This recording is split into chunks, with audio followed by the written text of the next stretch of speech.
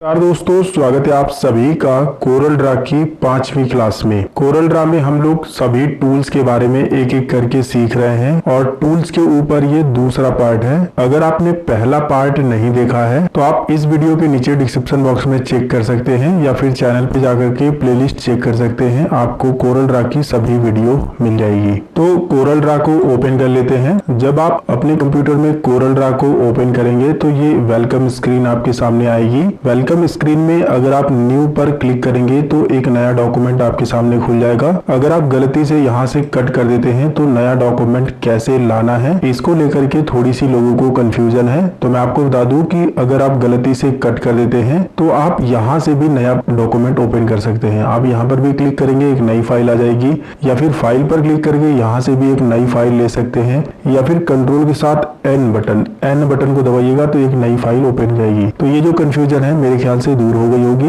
पिछली क्लास के अंदर हमने शेप टूल के बारे में समझा था। शेप टूल के अंदर आपको और भी टूल मिलते हैं। आज की क्लास के अंदर हम लोग इन सभी टूल के बारे में सीखेंगे। इसके अंदर जो दूसरा टूल है वो है नाइफ टूल। नाइफ का मतलब आपको पता है कि चाकू, और चाकू से हम किसी चीज को काटते हैं। तो सेम काम इस टूल का भी है। इस टूल का इस्तेमाल करके आप किसी भी ऑब्जेक्ट को कहीं से भी काट सकते हो। चलिए इस टूल को प्रैक्टिकली समझते हैं। इसके लिए हम इस टूल का इस्तेमाल करके एक ऑब्जेक्ट जो है इस तरह से बना लेंगे और इस ऑब्जेक्ट के अंदर कोई भी कलर फिल कर देंगे। इसके बाद जो है हम नाइफ टूल को सेलेक्ट करेंगे। ये जो ब्लैक कलर की बिंदी बनी है इस पर क्लिक करने के बाद अंदर जो है नाइफ टूल मिल जाएगा। आप इस पर क्लिक करिएगा। इसके बाद जो है नाइफ टूल एक्टिवेट हो जाएगा। इस ऑब्जेक्ट को आप कहां से काटना चाहते हो आपको स्टार्टिंग पॉइंट बताना है। ये जो आउटलाइन है ना, आउटलाइन पे जब आप इस टूल को लेके जाओगे तो ये जो है बिल्कुल खड़ा हो जाएगा। ये जो चाकू है ना बिल्कुल खड़ा हो जाएगा। अगर अंदर रहेगा तो देखिए तिरछा है, लेकिन जैसे ही आप आउटलाइन पे लेके जाएंगे तो ये खड़ा हो जाएगा। तो आपको आउटलाइन से ही किसी भी ऑब्जेक्ट को काटना है। आउटलाइन पे ले जाइए, सबसे पहले स्टार्टिंग पॉइंट बताइए, वहां पर क्लिक कर दीजिएगा स्टार्टिंग पॉइंट पे, माउस का लेफ्ट क्लिक। इसके बाद नीचे आइएगा, जहां से भी आप कट करना चाहते हैं एंडिंग पॉइंट बताना है, यानी कि आखिरी पॉइंट पे ला करके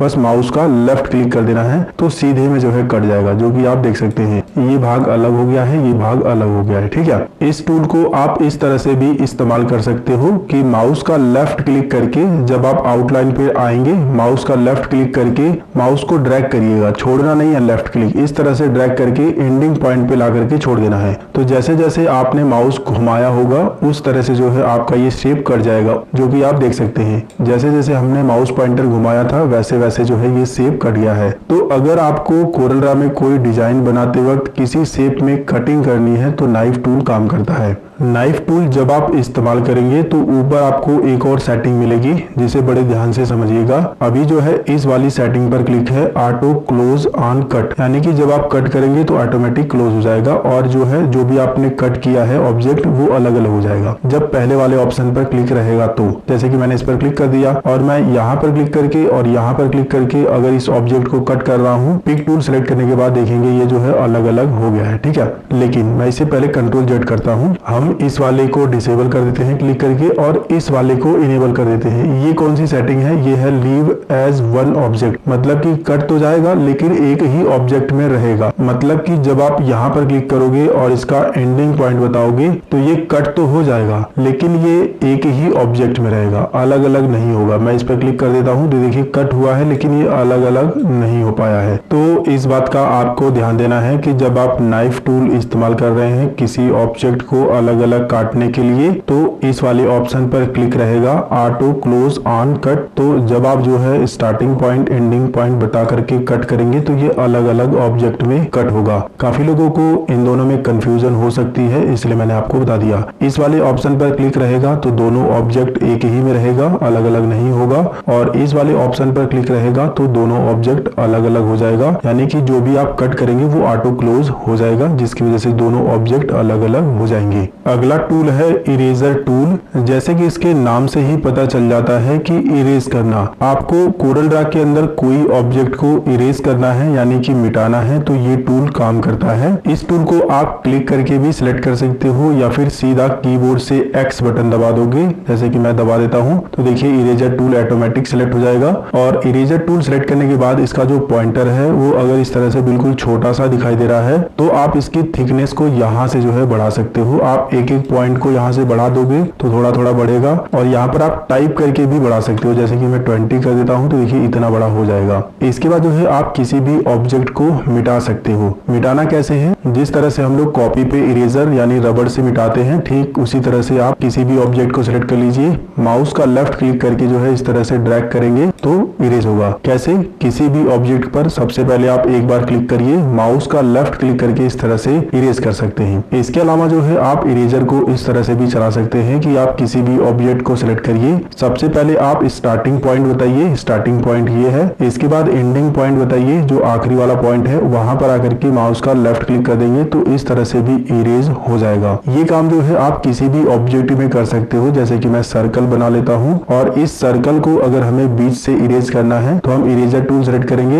यहाँ से इसका जो डायामीटर है वो सेट कर लेंगे। मैं यहाँ पर जो है इस बार 10 कर लेता हूँ। इसके बाद इरेजर का जो पॉइंट है उसके हिसाब से हो जाएगा और यहाँ पर स्टार्टिंग पॉइंट बताएंगे और इस तरह से लाने के बाद एंडिंग पॉइंट बता देंगे तो इस तरह से जो है दो भागों में इरेज हो जाएगा। तो मेरे ख्याल से इरेजर टूल आपको अच्छे से समझ आ रहा होगा। इरेजर टूल अभी आप देखोगे सर्कल में है, आप चाहो तो यहाँ पर क्लिक करके इसको स्क्वायर में कर सकते हो इस तरह से, और स्क्वायर में भी आप मिटा सकते हो। माउस का लेफ्ट क्लिक करके भी इस तरह से मिटा सकते हो जिस तरह से मैंने आपको बताया। साथ ही साथ जो है आप किसी भी ऑब्जेक्ट को सेलेक्ट करिए, स्टार्टिंग पॉइंट बताइए और एंडिंग पॉइंट बताइए तो इस तरह से भी आप जो है किसी भी ऑब्जेक्ट को मिटा सकते हो। इरेजर टूल से हमने इस सर्कल को 4 भागों में डिवाइड कर दिया है, लेकिन अभी भी अगर आप पिक टूल सेलेक्ट करेंगे तो ये जो है अभी एक ही में अटैच है, ये अलग अलग सिलेक्ट नहीं हो रहा है। अगर आप इसे अलग अलग करना चाहते हैं तो जब आप इसे सिलेक्ट करेंगे तो ऊपर की साइड में जो है आपको ब्रेक अपार्ट का ऑप्शन मिलेगा जिसकी शॉर्टकट की है कंट्रोल के साथ के बटन। आप इस पर क्लिक भी कर सकते हो या फिर कंट्रोल के साथ के बटन भी दबा सकते हो। इतना करने के बाद जो है आप बाहर क्लिक करिएगा और एक एक ऑब्जेक्ट को जो है आप अलग कर सकते हो, जो कि आप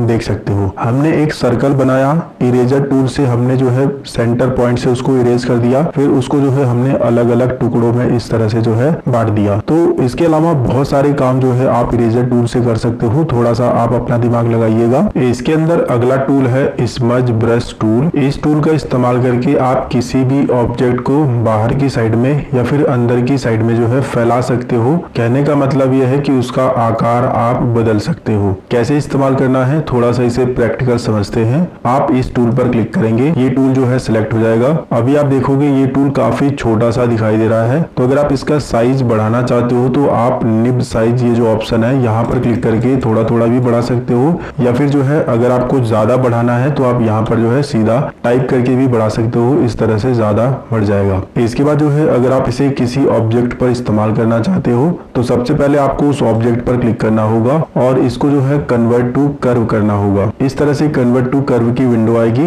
यहाँ पर ओके पर क्लिक करिएगा। इसके बाद जो है ये ऑब्जेक्ट कन्वर्ट टू कर्व हो जाएगा। अब आप इस ऑब्जेक्ट में से जो भी हिस्सा फैलाना चाहते हैं या फिर बटोरना चाहते हैं वो सारा काम जो है आप इस टूल से कर सकते हैं। एग्जाम्पल के लिए हमें ये जो लाइन दिख रही है इसको थोड़ा थोड़ा फैलाना है, तो हम इसके अंदर से क्लिक करके इस तरह से जो है ड्रैग कर देंगे थोड़ा सा इस तरह से राउंड में, तो देखिए ये वाला जो लाइन था वो फैल गया इस तरह से। अगर आप बटोरना चाहो तो बाहर से क्लिक करके इस तरह से बटोर भी सकते हो, थोड़ा थोड़ा सा इस तरह से भी करके बटोर सकते हो। देखिए बटोर रहा है, और एक लाइन में सीधे सीधे ड्रैग कर दोगे तो इस तरह से एक लाइन में सीधे सीधे हो जाएगा। कहने का मतलब ये है कि इस टूल का इस्तेमाल करके आप किसी भी ऑब्जेक्ट का अंदर का हिस्सा खींच करके बाहर कर सकते हो इस तरह से, और बाहर का हिस्सा खींच करके अंदर कर सकते हो इस तरह से। इसके अलावा कुछ और सेटिंग है, उसे भी बड़े ध्यान से समझिए। यहाँ पर ये जो पॉइंट दिया गया है, यहाँ पर आप जितना पॉइंट बढ़ाएंगे उतनी कम दूरी तक आप खींच पाएंगे। जैसे कि मैं अंदर का हिस्सा अब जो है बाहर खींचता हूँ इस तरह से, तो देखिए मैं यहाँ तक पॉइंटर लेकर आया हूँ लेकिन यहीं तक जो है ये खिंचाया है। लेकिन अगर मैं इसे 0 कर देता हूँ और फिर जो है अंदर का हिस्सा बाहर क्लिक करके खींचता हूँ, जैसे कि मैं अंदर क्लिक करके बाहर करके खींचता हूँ, तो देखिए मैं जितना दूरी तक खींच रहा हूँ उतना दूरी तक ये जा रहा है। तो मेरे ख्याल से ये चीजें आपको समझ आ रही होगी।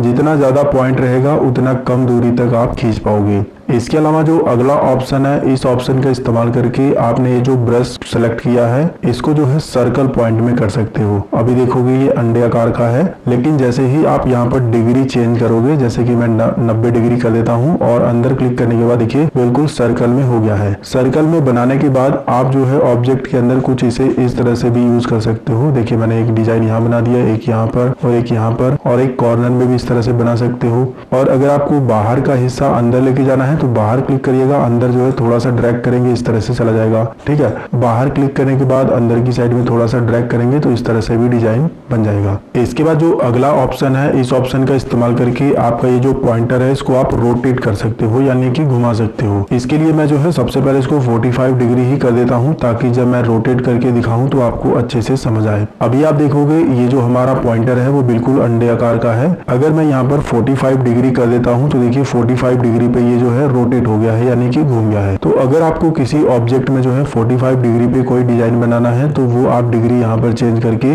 अपना जो पॉइंटर है उस डिग्री में कन्वर्ट कर पाओगे, और इसके बाद जो भी आप डिजाइन बनाना चाहो 45 एंगल पे जो है इस तरह से डिजाइन बना सकते हो। और अगर आपको बाहर से अंदर की साइड में लेके जाना है तो आप इस तरह से भी ले जा सकते हो। तो मेरे ख्याल से ये वाला टूल आपको समझ आ गया होगा। इस टूल का इस्तेमाल करके आप किसी भी ऑब्जेक्ट का जो आकार है उसे बदल सकते हो। इसके बाद अगला टूल है रफ एंड ब्रश टूल। इस टूल का इस्तेमाल करके आप किसी भी ऑब्जेक्ट में जिग जैग वाली लाइन जो है बना सकते हो। ये भी जो है किसी भी शेप का जो आकार है उसे बदलने में ही काम आता है। जब आप इस पर क्लिक करेंगे तो ये टूल सेलेक्ट हो जाएगा। अगर ये टूल काफी छोटे पॉइंट में दिख रहा है इस तरह से, तो निब साइज का इस्तेमाल करके आप इसका साइज बढ़ा सकते हो जितना बड़ा करना चाहो। फिलहाल मैं यहाँ पर जो है 20 रख लेता हूँ तो कुछ इतना बड़ा हो जाएगा। इसके बाद जो है आपको इसको ऑब्जेक्ट पर इस्तेमाल करने के लिए ऑब्जेक्ट पर एक बार क्लिक करना होगा। इस तरह से कन्वर्ट टू कर्व की ऑप्शन आएगा, यहाँ पर ओके पर क्लिक करना होगा। इसके बाद ये जो है कर्व में कन्वर्ट हो जाएगा। अब आपको जो है ये जो आउटलाइन दिख रही है ना बाहर बाहर, इसी पे जो है आपको इस तरह से सहलाना है, मतलब कि खींचना है। तो आप देखेंगे जिग जैग वाली लाइन आ रही है।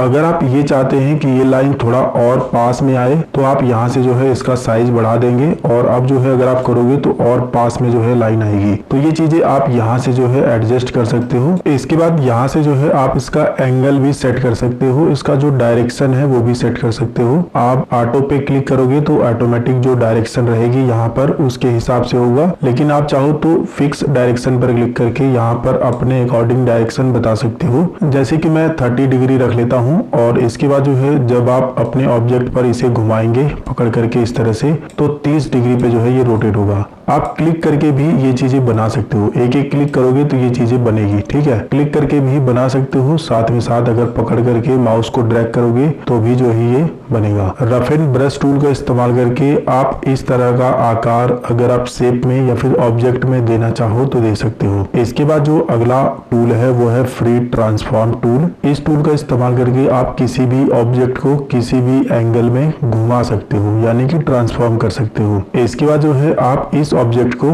किस एंगल में घुमाना चाहते हैं, इसके लिए जो है आपको बस एक बार इस पर क्लिक करके माउस को लेफ्ट क्लिक करके रखना है। जिस भी एंगल में आप घुमाना चाहते हो इस तरह से घुमा सकते हो। देखिए इस एंगल में घूम गया, और अगर आप इसे इस एंगल में करना चाहो तो इस एंगल में कर सकते हो। फ्री ट्रांसफॉर्म टूल का काम किसी भी ऑब्जेक्ट को ट्रांसफॉर्म करना है, यानी कि घुमाना है। इसके बाद अगला टूल है वर्चुअल सेगमेंट डिलीट। इस टूल का इस्तेमाल करके आप किसी भी ऑब्जेक्ट को डिलीट कर सकते हो, या फिर किसी भी ऑब्जेक्ट की जो आउटलाइन है उसको डिलीट कर सकते हो जो आपको नहीं चाहिए। मैं इसे एग्जांपल के साथ आपको समझाना चाहूंगा। हम इस टूल को सिलेक्ट करेंगे। अगर हमें इस ऑब्जेक्ट को डिलीट करना है तो हम इस ऑब्जेक्ट की आउटलाइन पर बस क्लिक कर देंगे, ऑब्जेक्ट डिलीट हो जाएगा। दूसरी बात की आप इस टूल को इस तरह से भी यूज कर सकते हो। मैंने एक रेक्टेंगल बनाया और प्लस बटन दबा करके इसकी कॉपी बना ली, कुछ इस तरह से मैंने इसको सेट कर दिया। अब ये रेक्टेंगल पीछे है और ये वाला ऊपर है। अगर मुझे इस वाले रेक्टेंगल का ये जो आउटलाइन आ रहा है यहाँ से इसे डिलीट करना है तो ये काम भी आप जो है वर्चुअल सेगमेंट डिलीट ये जो टूल है इससे जो है कर सकते हो। इस टूल को सिलेक्ट करिएगा, आउटलाइन पे ला करके बस आपको क्लिक कर देना है। जब आप आउटलाइन पे लेके आओगे ना तो इस तरह से आपका ये जो टूल है वो खड़ा हो जाएगा। इस पर क्लिक करते ही वो डिलीट हो जाएगा। अब आप देख सकते हो यहाँ पर जो फालतू की आउटलाइन आ रही थी उसको हमने डिलीट कर दिया है, और ये दोनों ऑब्जेक्ट ऐसा लग रहा है एक दूसरे से जुड़े हुए हैं। लेकिन अगर आप किसी ऑब्जेक्ट की आउटलाइन को डिलीट कर देते हो तो आप उस ऑब्जेक्ट में जो है कलर नहीं फील कर पाओगे, क्योंकि इसकी आउटलाइन जो है यहाँ से कट हो गई है और ये जो है खाली है, और खाली ऑब्जेक्ट में जो है आप कलर नहीं फील कर पाओगे। जब तक वो चारों तरफ से बंधा नहीं रहेगा तब तक उसमें जो है आप कलर नहीं फील कर पाओगे। फिलहाल हम लोग बात कर रहे थे कि वर्चुअल सेगमेंट डिलीट टूल का यूज कैसे करना है, तो दोनों तरीके मैंने आपको बता दिए कि आप ऑब्जेक्ट को डिलीट भी कर सकते हो, साथ में जो है अनवांटेड आउटलाइन को जो बीच में कहीं पर आ रही है तो उसको भी डिलीट कर सकते हो। तो इस तरह से जो है आज हमारे ये सब टूल जो है कंप्लीट होते हैं। इस वीडियो के अंदर बस इतनी ही जानकारी। अगर आपको ये वीडियो पसंद आया तो लाइक शेयर सब्सक्राइब करिए। अगर आपके मन में कोई सवाल है, अगर आपको कोई टूल समझ ना आया हो, कोई जानकारी समझ ना आई हो तो नीचे कमेंट करिएगा। मिलेंगे फिर एक नई वीडियो में नई जानकारी के साथ।